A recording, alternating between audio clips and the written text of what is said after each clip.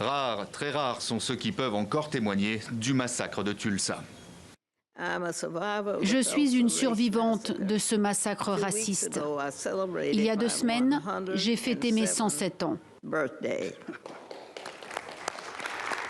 Le 31 mai 1921, Viola Fletcher avait donc 7 ans et le temps n'y a rien fait, ses souvenirs restent intacts. Je n'oublierai jamais la violence de la foule hargneuse de blancs lorsque nous avons quitté la maison. Je vois encore des hommes noirs se faire tirer dessus et les corps noirs gisant au sol dans la rue. Ou comment l'histoire d'un jeune noir de 19 ans, un cireur de chaussures, accusé à tort d'avoir agressé une adolescente blanche de 17 ans, est à l'origine de l'une des pages les plus sombres de l'histoire américaine. Le quartier afro-américain de Greenwood, connu pour sa vitalité économique, entièrement détruit par des manifestants blancs sans que la police intervienne.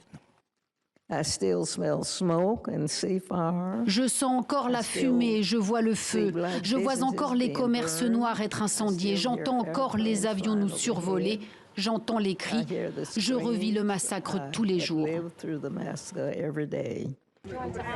Et depuis, Viola Fletcher est de toutes les commémorations pour ne pas oublier les plus de 300 morts et 10 000 sans-abri que l'histoire a ignorés pendant des décennies. À l'école, on apprenait timidement aux enfants le destin d'une ville en proie à des émeutes raciales jusqu'à la fin des années 90 où le mot massacre est enfin utilisé. Sujet tabou où 100 ans plus tard, Bobby Eaton se souvient encore des discussions qu'il pouvait surprendre quand il était enfant dans le salon de barbier de son père.